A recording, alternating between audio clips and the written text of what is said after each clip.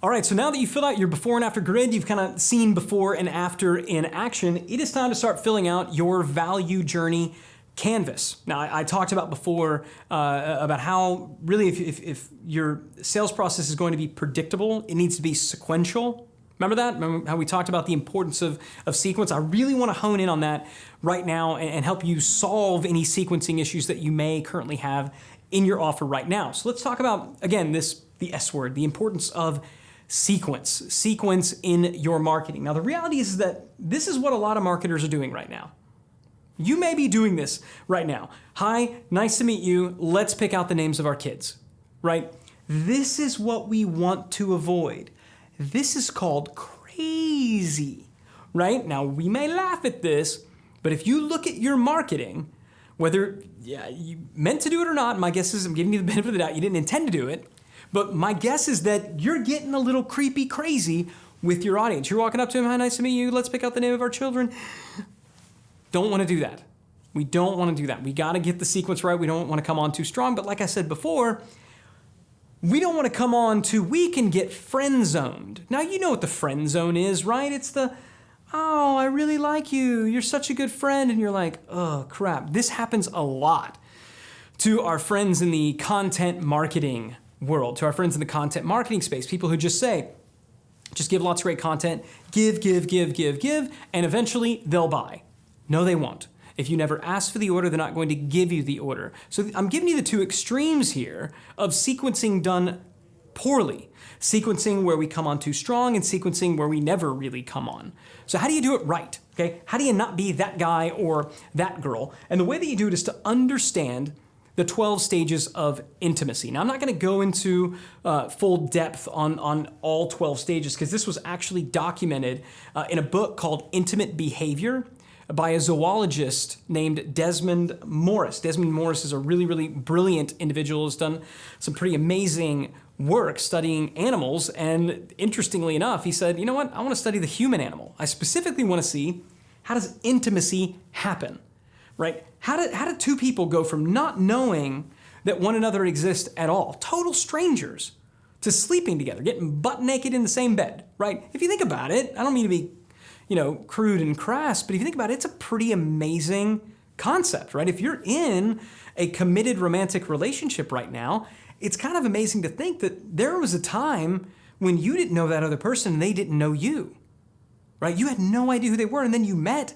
but it was awkward and you were strangers, right? So how does that happen? How do we go from just meeting to Bow Chicka Wow Wow, right? How does that happen? Because if we can understand how it happens in human relationships, well, we can overlay that to business, because at the end of the day, business is a human relationship. It's a human relationship. That's how it works. So I'm not going to belabor the point. I've got a link to a blog post here if you don't want to read the entire book.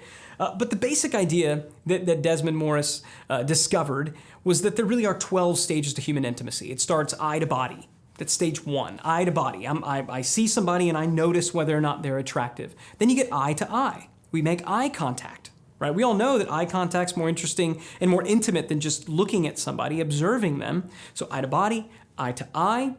Now we're gonna come closer and it's gonna be hand to hand. So now we're shaking hands, we're touching, but we're not like getting all grabby, right? So we're not gonna go there. You go hand to hand, you go hand to body, slap them on the back, right? Get to know them a little bit better. Interestingly enough, really far down the process is hand to head.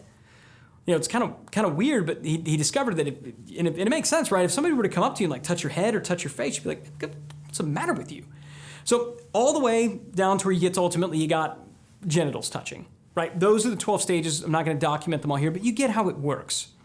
Here was the most fascinating aspect of Desmond Morris's study, though. It wasn't merely the existence of these 12 stages. When you read about it, you'll see and you'll go, oh, that actually kind of makes sense. It doesn't make it any less brilliant, but you look and you go, that makes sense. I get that. So it wasn't the existence of the 12 stages, it was his other observation, and that's this.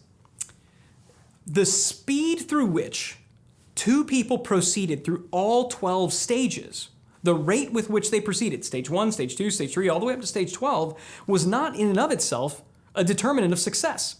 In other words, you could have two people, total strangers, meet, eye to body, eye to eye, hand to hand, touching, blah, right? You get the idea. really quickly, in a single night, in fact.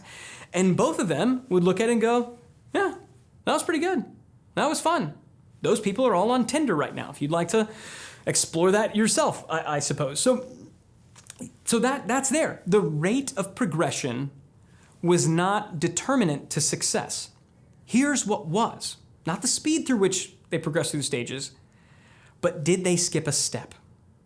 I'm going to say that again. The rate through which human beings proceed through all 12 stages was not in and of itself determinant of success. It was, did you skip a step? And what he found actually is if you skipped more than 2, that was assault. Okay? And it makes sense, right? If you walk up to a total stranger and you're like, oh, hey, and you start touching their face, that's going to freak them out, right? Freak them out. Simultaneously, if you grab somebody's hand before you've made eye contact, that's freaking weird. So when you see this, it makes sense. So now let's get out of human sexual relationship and let's talk about business relationships, right? Let's talk about B2B. Let's talk about selling to folks, right? Which is still a relationship. Ask yourself, are you skipping steps?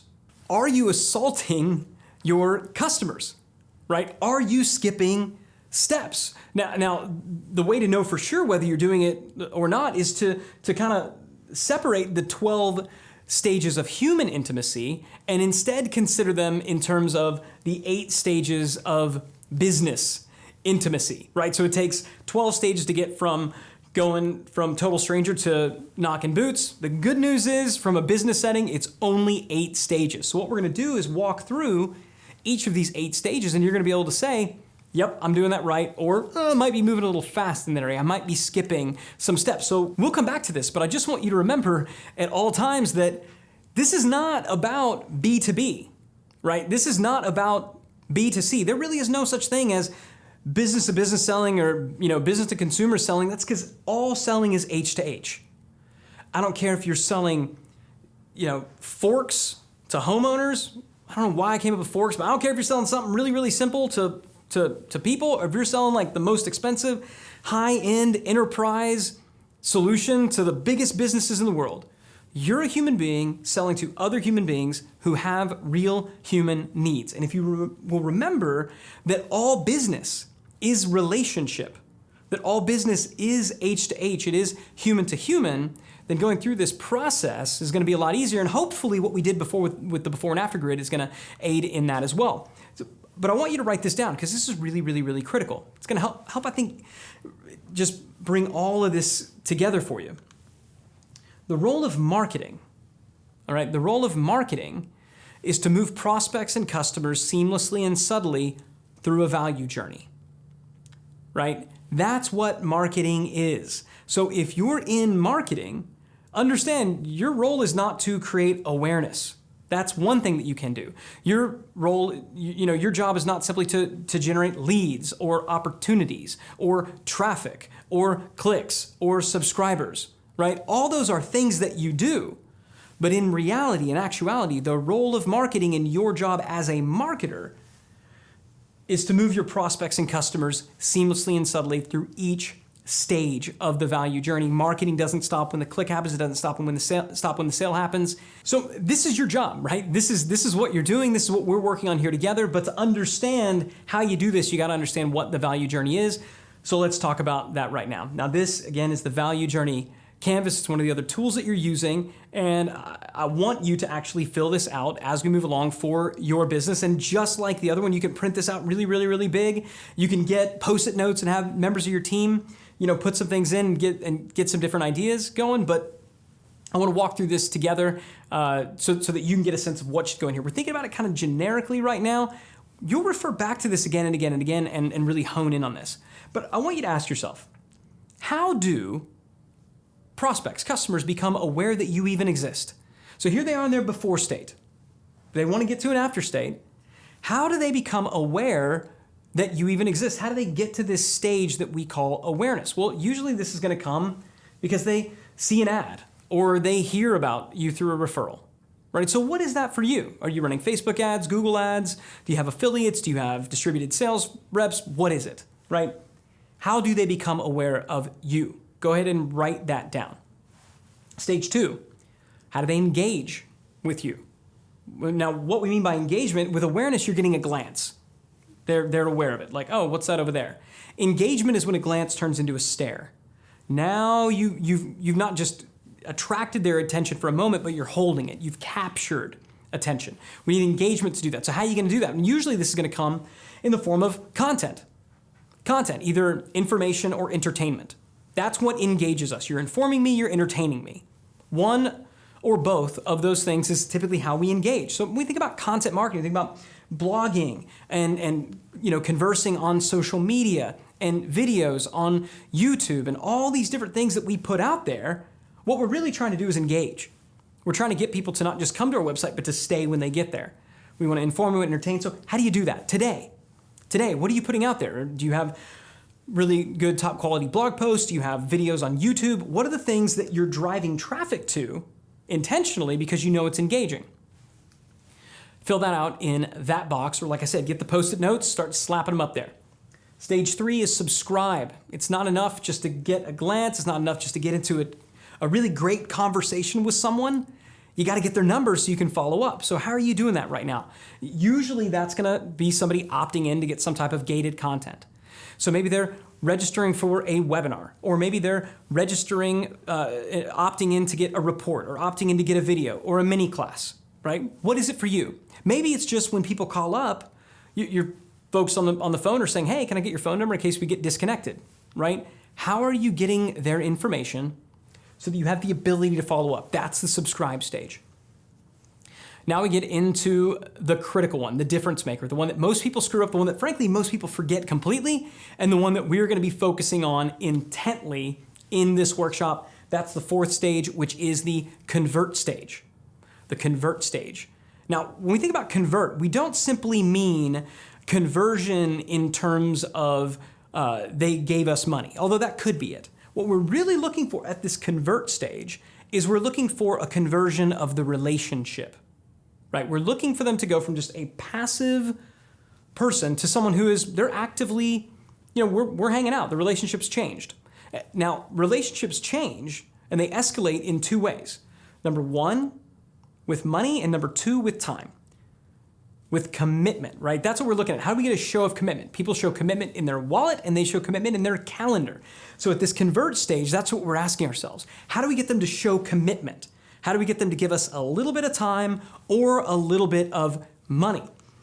So this is usually going to come in the form of asking somebody to make a very small purchase. In the retail space, this might be a loss leader, or maybe you're running a premium offer. Jewelry stores do this all the time, where jewelry stores will say, we're running a special on this, on this necklace. It's only $195 because they know when the people come in to buy the $195 necklace, they're going to leave buying a $1,000 necklace, right? So getting them to make a small purchase or getting them to make a small commitment of time. So maybe it's registering for a demo to your software, or scheduling an appointment, getting somebody to come out to their home, right? That's a commitment. They're not just looking at your ad. They're not just conversing in social media. They're inviting you into their home, right? How does that happen in your business? And are you even doing it, right? Write it down, but if you're like, we're not really doing this, I've got good news for you. We're gonna have an entire module where we focus on just that question. How do you get that show of commitment? All right, now if they don't convert at this stage, incidentally, that's when you gotta re-engage. They weren't digging on what you were talking about here, so give them some additional content to re-engage. Hopefully they subscribe, come back in, convert, and now we can do the process. Well, getting that first date, getting somebody to meet you for coffee, right, which would kind of be the convert stage, that's not good enough if when you show up and you meet for coffee, you kind of act like a bumbling idiot. So you got to get them excited about the fact that they converted. They got to be excited about it. They got to be like, wow, that was great. It was so cheap, or it was a demo, but I learned a lot. So how do you get them excited? Usually that's going to be delivering actual value from this initial transaction. It seems like a simple thing, but I can't tell you how often I've worked with businesses and they've said, well, this doesn't have to be that good because look, it's cheap or it's free. Yeah, it needs to be good, because if they're not excited, they will not ascend. If they're not excited about this first transaction, they're not going to buy the next thing. If they're not excited about the time that they spent with you when you met for coffee, you're not going to get a dinner date. You got to bring it here. Now, if that doesn't work out, engage. Try to re-engage, try to give them some other content, do something to get them back into the flow. But assuming it does, now we can ascend. So what is ascension? Ascension is selling the thing that you actually want to sell them. Selling them that core offer, the thing, your flagship offering, the thing that you're truly most proud of. Now, funny enough, what most businesses do is they say, hi, nice to meet you, buy this. Hi, nice to meet you, buy my thing. Hi, welcome to our site, buy this thing. Hi, nice to meet you, let's go back to my place. If you know your product or service is good, if you know that it's valuable, but it just isn't selling, I submit that you either have a messaging issue or you have a sequencing issue. Messaging issues are solved by understanding before and after and speaking to the after. Sequencing issues are solved by understanding the value journey and asking yourself, am I assaulting my customer by jumping from the aware stage, stage 1, to the ascend stage, stage 6?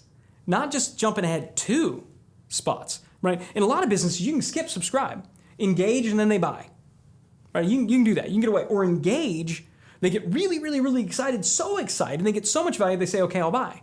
You can skip a couple of steps, but you can't skip 5. And if you're doing that, then that's probably the issue. So begin to think, where should they go? And what's the most obvious thing that they should buy here? And if they buy that, then what's the most obvious thing they should buy next? And the most obvious thing they should buy next? And the most obvious thing they should buy next? This is your ascension ladder, right? This is the thing that, where people say, wow, that was great, give me more, right? So now we're gonna march them up the ladder. At this point, they're so excited and they're getting so much value from it. They're so successful that they can move on to stage 7, which is to begin advocating for your brand. And when they're advocating for your brand, they're doing things like giving you a testimonial. They're allowing you to share their customer story, right? They're just talking nicely about you on social media, even though you didn't ask them to, and they're not getting paid to do it. That's what advocacy looks like. Now, advocacy only happens if people have bought and gotten value. If they bought but didn't get value, they will not advocate. In fact, you need to come in and get them excited again. Something happened. They bought, they didn't get value. You need to move them back through and get them excited so you can put them back into your ascension journey, this value loop. They buy, they get excited, they buy again, they get excited, they buy again, eventually they advocate. Those who advocate, some of them will ultimately go on to become promoters. When you're a promoter, you're talking about active promotion. This is when they're not just passively saying nice things about you, they're actively promoting you and your brand. Yeah, maybe they're an affiliate or they're a value-added reseller, something. That's the promoter stage. So these are the 8 stages of the value journey. These are the 8 stages of business intimacy. This is how you make sure that your sequence is right, and it's how you make sure that your process remains predictable and scientific. All right? So now that you understand in general what goes in here, it's your turn. Take a moment and fill out a value journey canvas for your business. Again, this is something that you refer back to again and again and again. It's something that you'll update, something that you'll add. You'll find that you need to have multiple value journey canvases for different market segments, just like we needed multiple value journey, multiple before and after grids for different market segments. Same thing here. Print it out 8.5 by 11 and fill it out yourself, or print it out really, really, really big, get a bunch of Post-it notes, get your team in one room, and think through it there as a group. But do it, okay? Do it, because filling out this value journey canvas is not just the key to ensure that your sequence is right. This is actually the first step. This is actually the first step to designing your predictable selling system. Because remember, the predictable selling system really lives right here. But to figure out what happens in that stage, we got to know what's happening before and what needs to happen after. Okay? So take some time, fill this out, and I'll see you in the next lesson.